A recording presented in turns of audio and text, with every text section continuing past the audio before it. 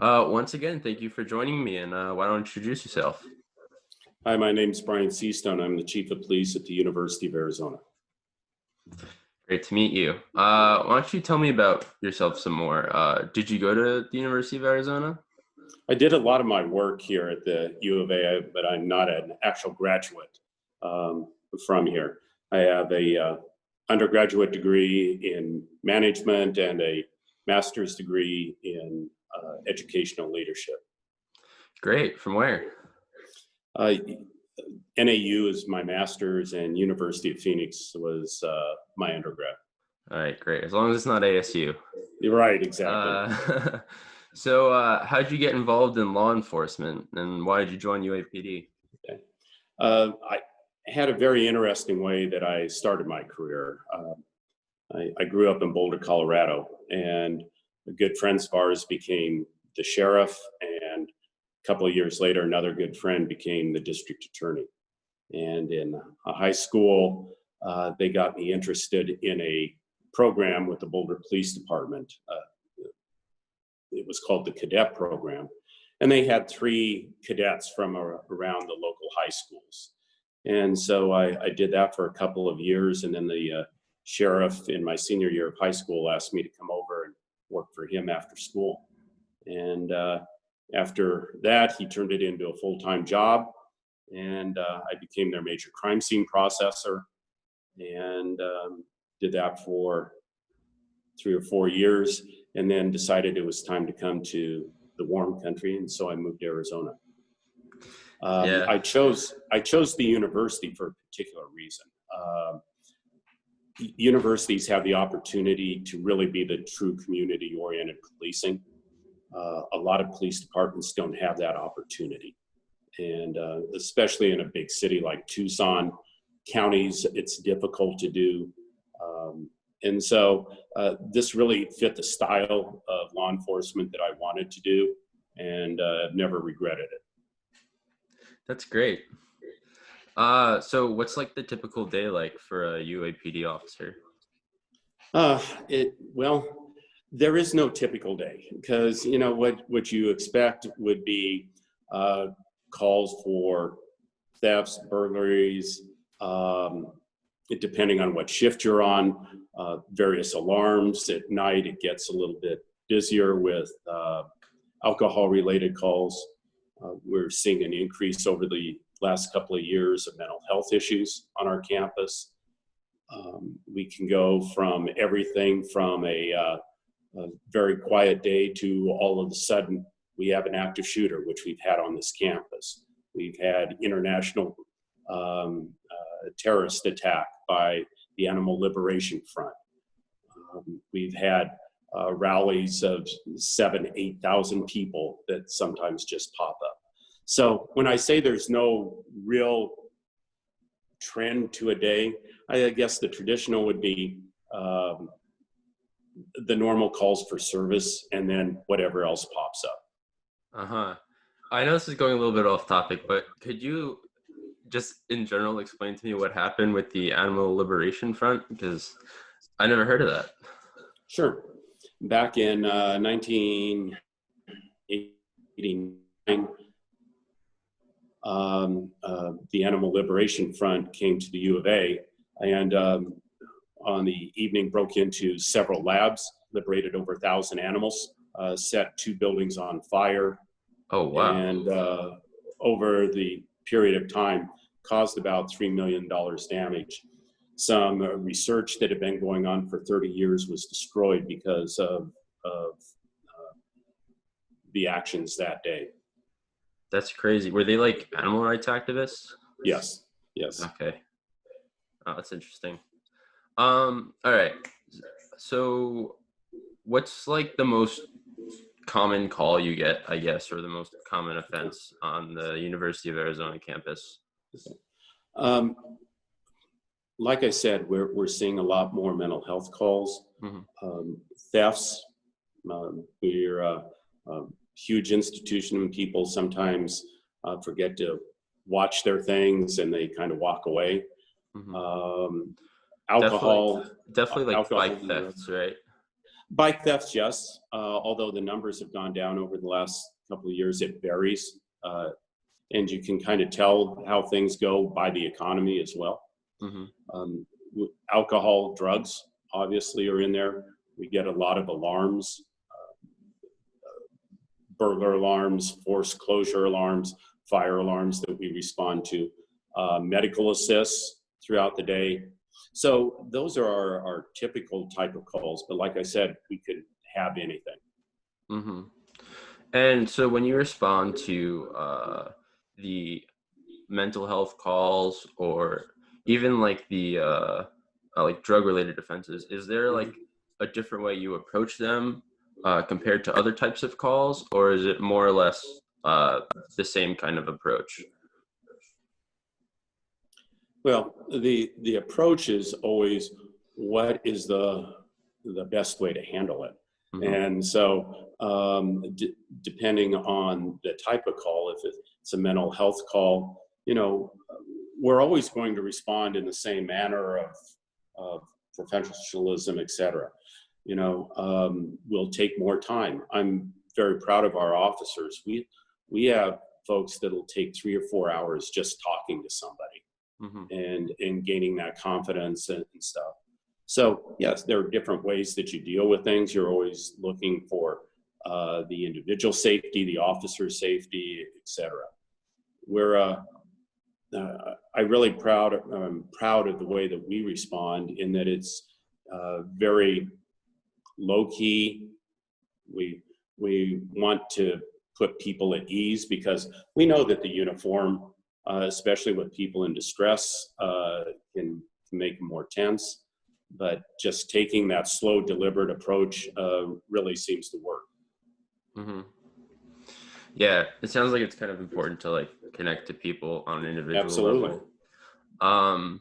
Would you ever like consider like or maybe you guys already have it, do you guys have like special, I guess, psychology training or mental health training and how to deal with people who are struggling with these issues?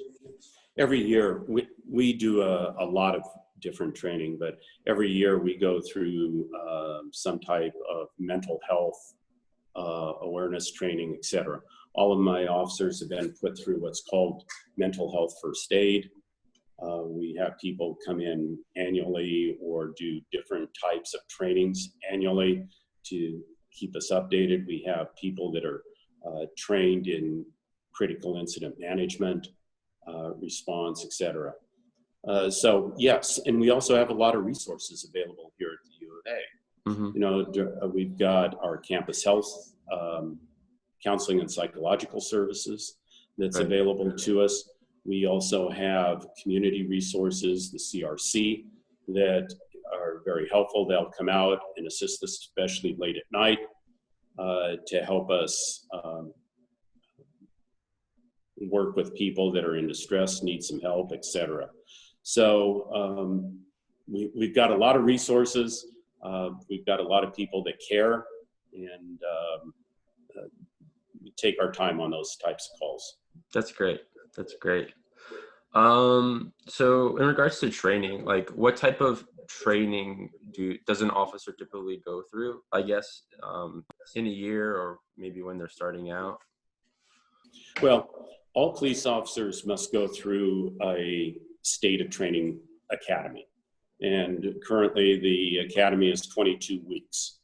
And then for our officers, after they complete the basic training academy, they'll come back here for 2 weeks of an in-service, what we call post-basic academy, where we get them up to speed on specific U of A things, like the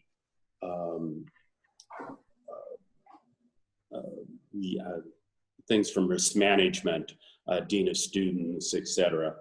We also have a 16-week field training program, which each officer will go through. So before they're ever out on the street on their own, they've gone through almost 10 months of training. And then annually, we go through, there are requirements by the state. And each year, an officer has to do 8 hours of continuing officer training every 3 years, 8 hours of proficiency training. But at the U of A, we take training is very critical to our job. And so we do almost between 60 and 80 hours a year per officer. And it's broken down everything from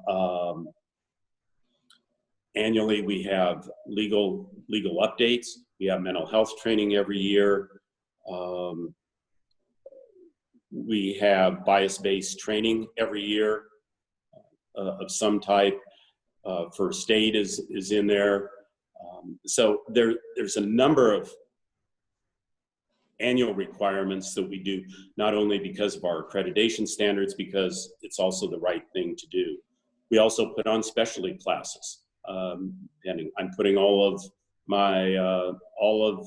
every officer in this department is going through fair and impartial policing class later on this month. It was supposed to be done in April, but because of the COVID situation, that had to be postponed. So every officer goes through that. We go through, like I said, bias-based every year. We've done things such as transgender education for everybody. We've got unique things here on our campus that we need to know about, different facilities and things. So all of that is included in this type of training every year. So like I said, we go well above any type of state requirement. So it equals out to about 60 to 80 hours, depending on the officer. And also on the assignment. Detectives, because of their specialty assignments, will go to specialized training for interview and interrogation, forensic backgrounds, etc. Our motor officers obviously have proficiency training that they must maintain. Our canine officers have to do proficiency and updated training all the time. Our crime prevention officers go to crime prevention education, CEPTED, which is crime prevention through environmental design. So, like I said, there's so much depending on what area you're in, but it's so important for us to keep current with current issues, to do it the best way that we can. It's tough when you're a 24-hour operation to get everybody in it, but that's our commitment to our community, that it's important that we do these things. Mm-hmm. That's great. Yeah, that's good to hear about all like the different types of specialty programs that you guys go through. I think that's really important. So I was wondering, when someone initially, I guess, applies to be an officer, is there a type of test, whether like psychological or anything else, to filter out people who might not be the best to fill this role? Absolutely. And that's one thing that is very important to us. University policing is unique. If you want to go out and chase rapists and robbers, go to domestic violence calls on a daily basis, run red lights and siren all the time to calls, this isn't the place to be. And people have to understand the unique environment here. We're dealing with a certain age group. Traditionally, I say 17 to 25, but obviously it's more than that, but that's the base of our population, 45,000. Obviously there's professional students that are older than that. We are in an environment that is constantly changing, because our population, a quarter of it changes every year. So right. We are constantly re-educating, introducing people to our department, etc. So we've got to get the right type of person. And so we start out with a advertisement, and then we do our beginning testing, which consists of a physical testing just to see if people are able to participate in the academy, that they've got the strength, endurance, etc. They also take a written test. And it's important for me to get in front of that group that morning and tell them exactly what we stand for, what our values, what our core values are, what our mission is, and that they understand the type of policing that they're going into. And I tell them, if that's not what you're looking for, leave now, because I don't want to train somebody that's not willing to be that way, be what we want them to be. Then from there, all of their background packets, which is a very extensive background packet, is reviewed. Those that pass those 2 tests go on to an oral board that's conducted, and questions are asked specifically about the department, campus policing, their philosophy, getting some insight, and then questions on their background packet. Those that make a cut will take the highest number, however many that may be, and we'll put them into a background investigation then. And that investigation includes follow-up on the background packet. It's a medical exam, it's a psychological exam, it's another interview process with the background investigator, and then the final candidates have a one-on-one interview with me and my deputy chief. Because even though they've answered all of these questions, I can read a packet, but I want to see this person, I want to understand where they're coming from, and I'll ask them very specific questions. So our background process to hire the right person is extensive, and I think we made some really good choices over the years. Yeah, sounds like it. Sounds like a really extensive process.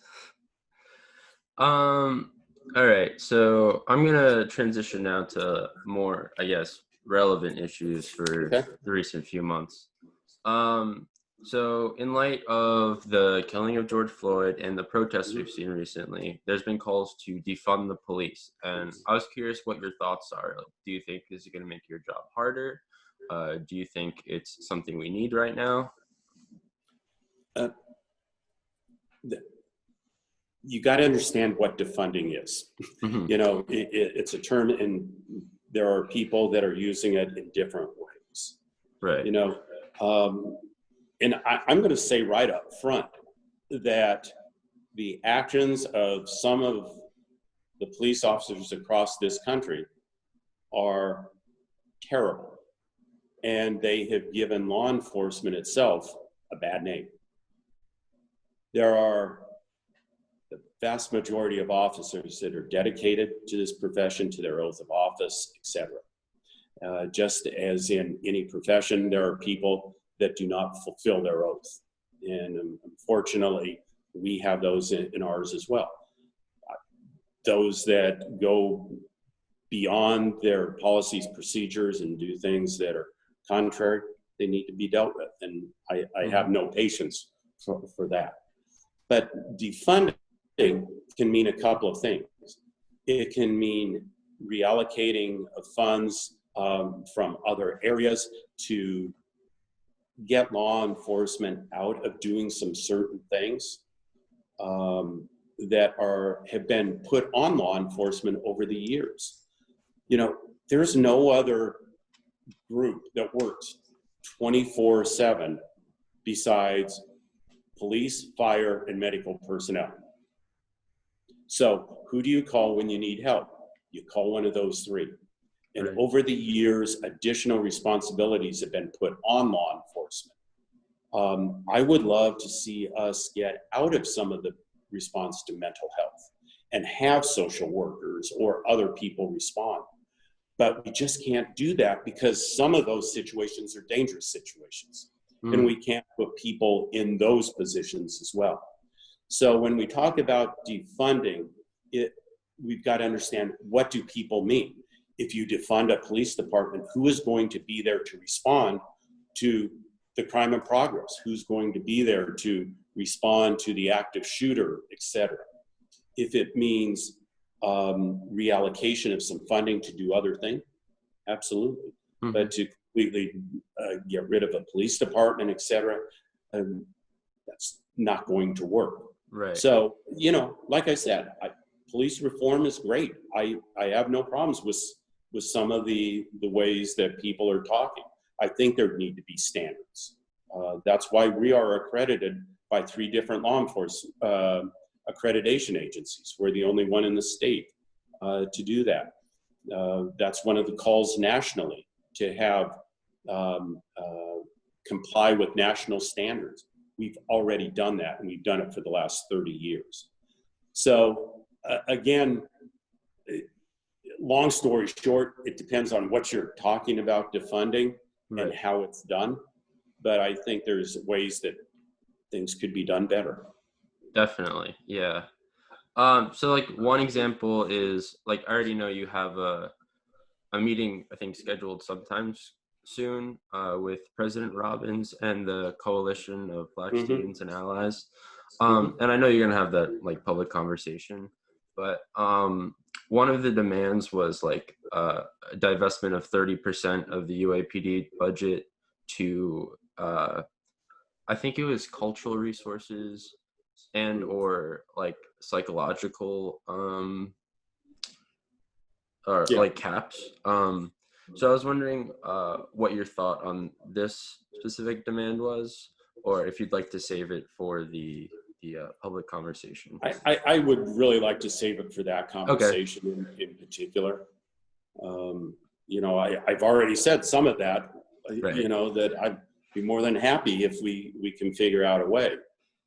I will tell you that about 87% of our budget is just salary.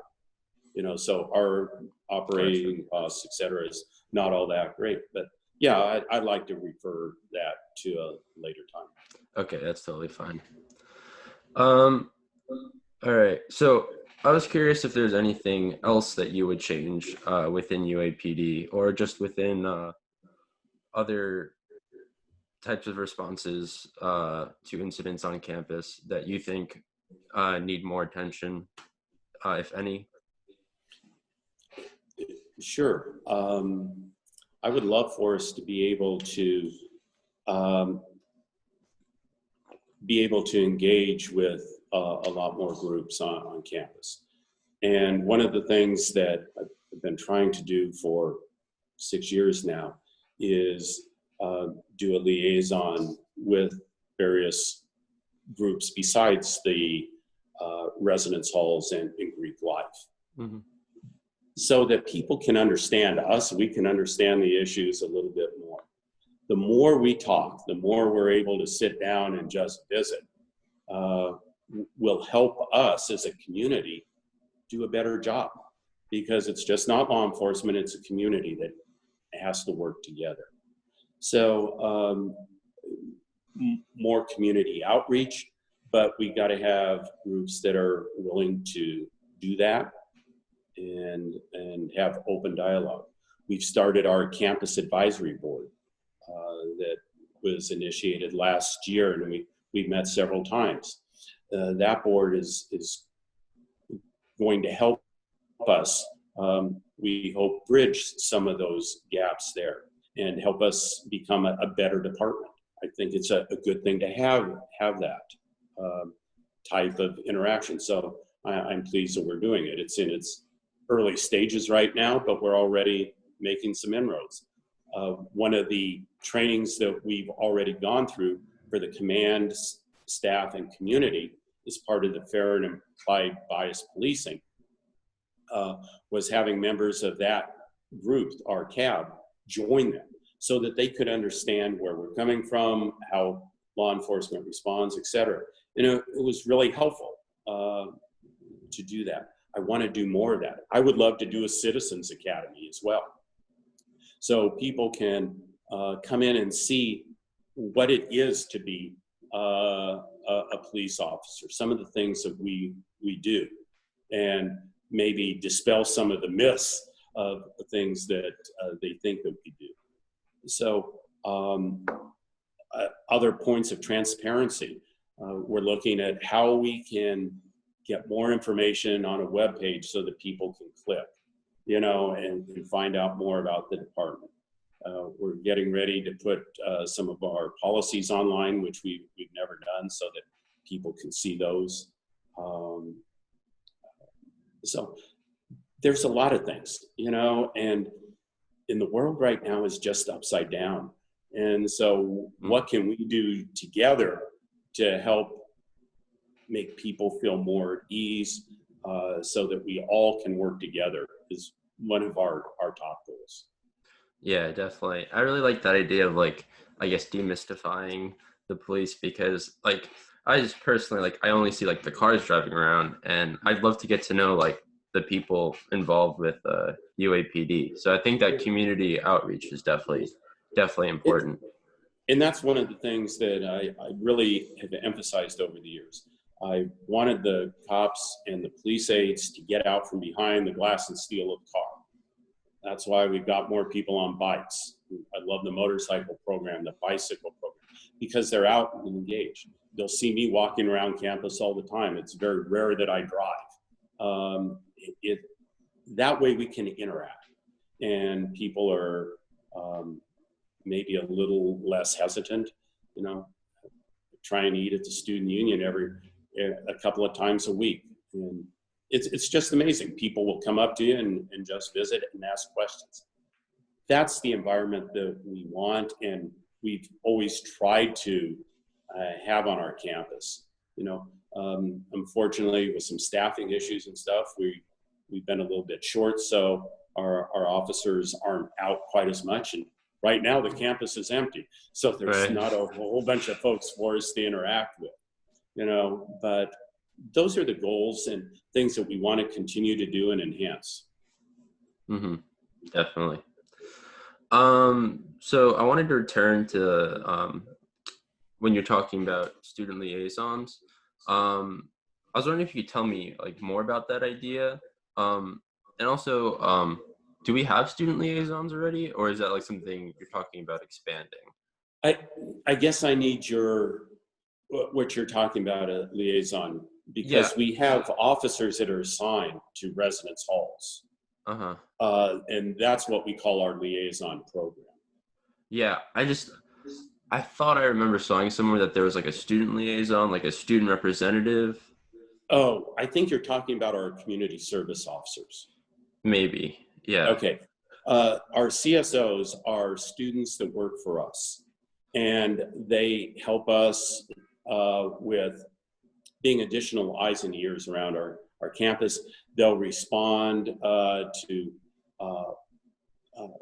minor crime calls and take reports so that officers can remain out and on the street and respond to more pressing calls, etc. They will help us at events, etc. And the liaison program has been good. I mean, it used to be a lot bigger, and just over time it's become smaller. My deputy chief started off as a CSO here years ago, and now he's our deputy chief. We've had CSOs that are now commanders in other agencies. So it's a great way for people to interested in the law enforcement profession to get behind the scenes and see what that is. And pretty much what I did, growing up. I never wanted to be a cop, but after doing this, it was like, this is something I want to do. And so that program, plus the liaisons can also go back to their classes and, talk about the department. Some are criminal justice majors, others are engineers and things, but people still have questions. And so they, from a student perspective, can give us insight, I don't want to say information, but insight into what some students are thinking about, et cetera, concerns, et cetera. So it's a great program. And so if someone is like a criminal justice major and they're interested in this, how did they go about like doing this? And also, is it like a paid thing? Is it a volunteer position? Can they get It credit is, for it? it is a paid position. Um, and again, it's an application process and we go through. Unfortunately, we only have spaces right now for 6 CSOs due to the budget. However, we also instituted 3 years ago intern program. And so we have put through, really for the past 3 years, 3 people each semester so that they can get their internship program fulfilled by coming to the department. And we tailor the program to meet what they're looking for. Like we have some that are interested in the crime scene investigation, et cetera.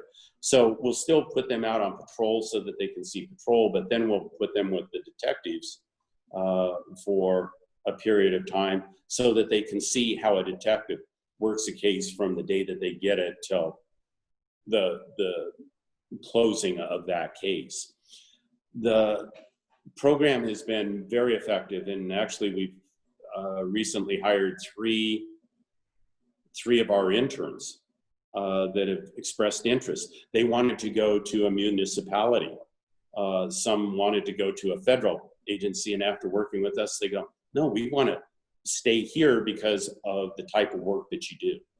So it gives them an insight. They get to see the law enforcement side, and they get to see what we do as a university police as well. Gotcha. Yeah, that's pretty cool. And then I just wanted to touch upon the campus advisory board. Mm-hmm. I was just curious, like, what's kind of like their role? Are they more of like a community perspective that they offer you on, I guess, the role of policing, and like what kind of meaningful change have they facilitated so far? It's an advisory group, and also a group that will give us the campus perspective. It lets them understand what our department is a little bit more, help us maybe bridge some of those areas that we're having a difficult time reaching out to. And so they may help us with development of policy and procedure.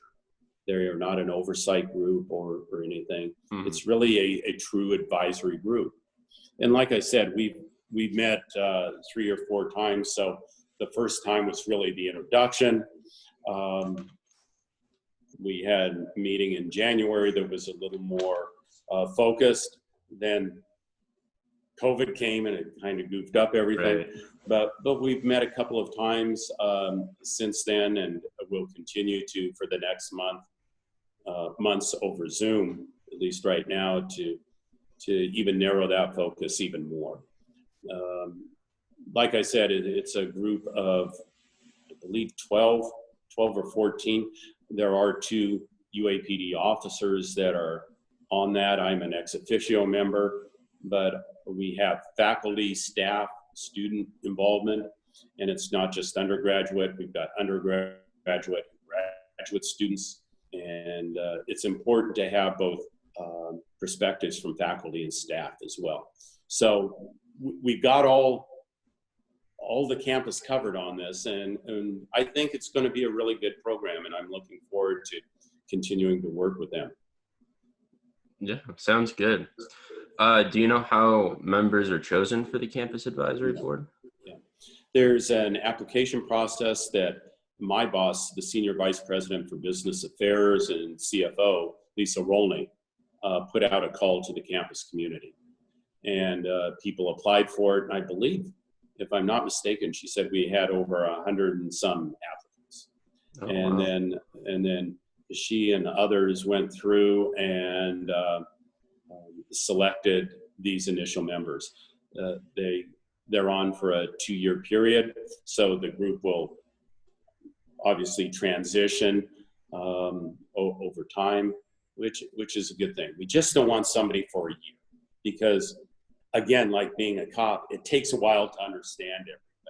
And so this 2-year commitment will help them better understand the department and us working with the group. Mm-hmm. So those are pretty much all the specific questions I have for you. Is there anything you'd like people to know? Yeah, and thank you for this opportunity. We've already touched on just a little bit. We've talked about the community-oriented policing. And that's what campus law enforcement has always been. When people talk about transparency and accountability, et cetera, I don't think there's any other law enforcement agency that is under the scrutiny that campus law enforcement is. We are required, there's no other police department in the country that's required to annually post their crime statistics, to put out the Clarity Act every year with all of the policies and procedures that are required under the Clarity Act, that if there's a violation of that they are actually subject to fines by the Department of Education. Nowhere in the cities or counties is there a requirement to put out a text alert that there was just a robbery down the street, or that there's an armed individual, or a timely warning to the community that we've had a series of burglaries over here, or we've got a predator that's been stalking folks. So the law enforcement of campus is really unique. And when I say that, it's not a cliche. We are responsive to the community and we try and get that information out, and we are required to. The other thing that I want folks to know is that we are accredited, as I mentioned, by 3 different agencies. The Commission on Accreditation for Law Enforcement Agencies. We have been accredited since 1993.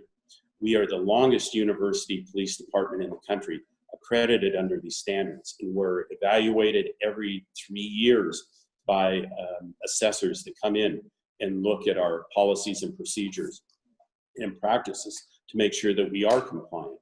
We're also accredited through the International Association of Campus Law Enforcement Administrators, and the reason we've done that is because we're an academic institution, and so this is more focused on campus law enforcement.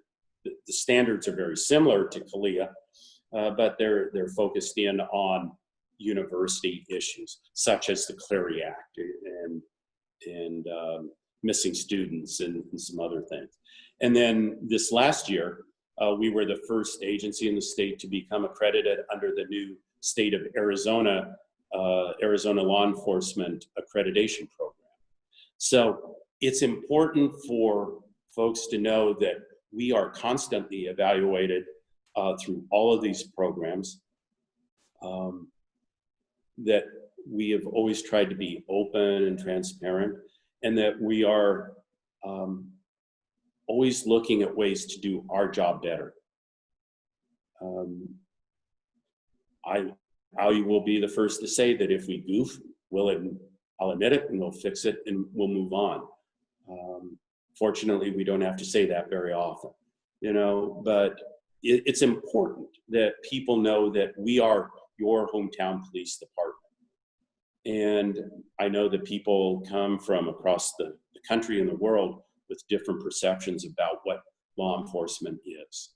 And, painting everybody with the same brush doesn't always work. And so that's why it's important for us to be out and engaged in our community and to really be one together. Our motto is partners with our community. And that's truly what we believe. And we have got wonderful employees that really live up to that every single day. That's great. Thank you so much. Thank you for serving the Wildcat community. It sounds like you really care, and I really appreciate that. And yeah, thank you so much for joining me. Thank you. Good luck. Be safe. Bear down.